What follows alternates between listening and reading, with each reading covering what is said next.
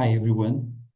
I would like to say a few words about some misunderstandings about spirituality, I would say.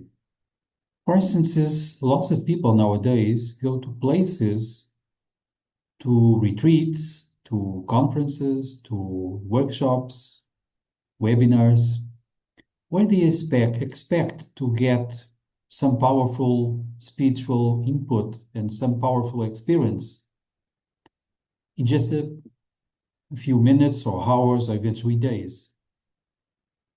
Lots of people are promising spirituality with formulas, with procedures. Probably this is not the way things really work.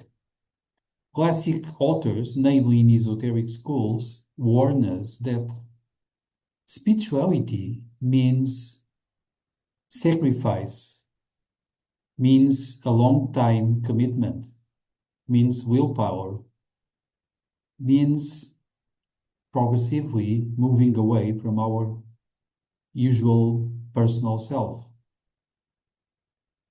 So it's, in a way, it's the opposite of the promises sometimes we follow, like fast spirituality, easy spirituality. The thing is that we are many times seduced by the beginning of spirituality, not by the end. Meaning we go for meditation gymnastics, that's quite good, but it's not real deep meditation. We go for preparations. We go for formulas, procedures. That's quite okay. Then we go for self-knowledge. We try to acknowledge our shadow. We try to acknowledge our mind mechanisms, to manage them, to manage our emotions, to open ourselves to some experience. All of this is good, it's important, but it's still about the personal self. It's still a personal self moving towards something, following an attraction, which is nice.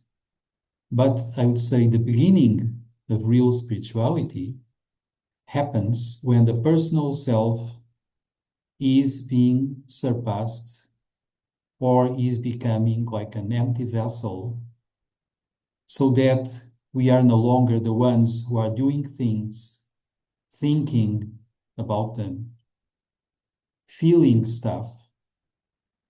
What we used to call ourselves becomes in a way an empty vessel, welcoming the divine, welcoming something transcendental, an inner energy and an inner wisdom and an inner love that will act by itself. And this takes a long time. Indeed, purification, opening, learning how to, in a way, stop the mind in its usual ways, learning how to be detached, how to be dispassionate, and producing some amount of inner silence and openness, allowing a transcendental reality to move within us and then to expand probably towards humanity and to expand with love. Because, as I said before, when we start with love, there is a tendency for our deeds and our mind operations to be positive, constructive, to be good to other people around us. And then eventually things will also end with love. But let's quit this illusion that spirituality is easy and it's about being personally happy or feeling great about ourselves or feeling great as we are with other people, because that is not the end. That's just momentary. That's the beginning. That's something that might happen as we move towards deep spirituality.